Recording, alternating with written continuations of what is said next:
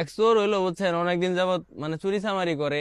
ওর হঠাৎ মনে হয়েছে যে না রে, আমার তো এইভাবে আর চলতেছে না, আমার ভালো হইতে হইব। वो अलग ही लेवल का কারণ बंदा था। হালায় ভালো যে হইব, কার মাধ্যমে হইব কার মাধ্যমে হইব কোনো লোক পায় না। না, আশেপাশে যত লোক দেয় সব হলো মনে করেন 2 নাম্বার। अच्छा। এখনো ভালো লোক পাইতেছে না। হঠাৎ করে এক লোকের সাথে একদিন দেখা হয়েছে। এখন ওই লোক রে কইতাছে, কয় ভাই, আমি তো আগে চুরি চামারি করতাম, এখন আমি ভালো হইবার চাই, কার মাধ্যমে ভালো হমু? এখন ওই লোক কইতাছে, কয় তুমি এক কাজ করতে পারো, তুমি যে মসজিদের ইমাম সাহেব আছে না, ইমাম সাহেবের কাছে যাও। উনি একজন ভালো লোক, নামাজ কালাম আদায় করে, 5 ওয়াক্ত রোজা টোজা করে, তুমি ওনার মাধ্যমে ভালো হইতে পারো, ওনার কাছে যাইয়া দেখো কি কয়। ठीक बोलेছো। এখন চোর গেছে ইমাম সাহেবের কাছে, বুঝছেন। যাওয়ার পরে চোর কইতাছে, কয় ইমাম সাহেব, আমি তো এরকম ভালো হইতে চাই, আমি কি কি করতে পারি? क्या? আর ইমাম সাহেব মানে ভালো হওয়ার জন্য যা যা করা দরকার ওরে সেই বুদ্ধি দিচ্ছে। अच्छा। এখন এই কথা হই না, চোরের খুব ভাল লাগছে। ঠিক আছে, ভাল লাগার এক পর্যায়ে মানে চোর ভালো হয়ে গেছে।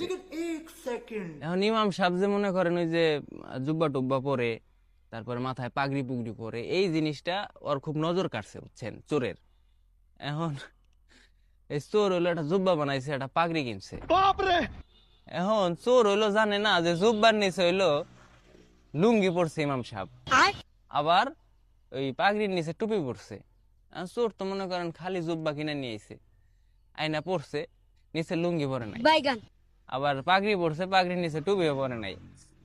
আর চোর মনে করেন জীবনের মধ্যে নামাজ কালামও পরে নাই, ওর নিয়ম কানুন কোনো কিছুই জানে না। এখন মসজিদে গেছে নামাজ পড়ার লিগা। নামাজ পড়ার যাওয়ার পরে ইমাম সাহেব হইলো, ইমাম সাহেব সচরাচর মনে করেন সামনে দাঁড়ায়, এটাই স্বাভাবিক। এখন সামনে দাঁড়াইছে, দাঁড়ায় নামাজ পড়াইতেছে। হ্যাঁ, তার পিছনে হলো চোর খাড়াইছে। চোরের পিছনে আবার এলাকার যত পুংটা পোলাপান আছে না, যেগুলো মসজিদে যায়, ছোট ছোট পুংটা, হেডি খাড়াইছে। এখন ইমাম সাহেব মানে যখন সেজদা দিছে, তখন হলো চোরও সেজদা দিছে।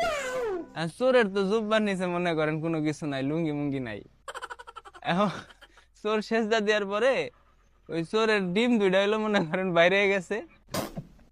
ওই পিছে যে পুংটা পোলাবান আসলে পুংটা পোলাবান ঠাস করে এমনি খপ করে ডিম দুইটা মনে করেন যে চাপ দিয়ে ধরে রাখছে।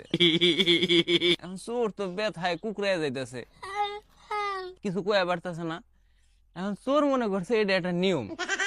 চোরের সামনে আবার ইমাম সাহেব, চোর করছে কি ঠাস করে ইমাম সাহেবের ডিম ধরছে। হ্যাঁ, এখন ধরার পরে ইমাম সাহেব তো ব্যথা পাইছে, ইমাম সাহেব তো অমনি রয়েছে, বুঝছেন। এখন পোলাপানও ছাড়ে না, ইমাম সাহেবও ছাড়ে না, এই চোরও ছাড়ে না, পোলাপানও ছাড়ে না, বুঝছেন। এই পরিস্থিতি এখন সিজদা মিজদা দেয়া লাইছে। দেওয়ার পরে চোর তো মনে করছে যে হাই হেরে, এটাই মনে হয় একটা নামাজের নিয়ম, চিপ দিয়ে ধরে রাখা লাগবো, বুঝছেন। পরে যখন সেজদা দিয়ে উঠে গেছে, নামাজ শেষ হয়ে গেছে, পিছন থেকে তো পোলাপান দিছে জাইরার দৌড়। এখন চোর মনে করছে এইটাও আর একটা নিয়ম।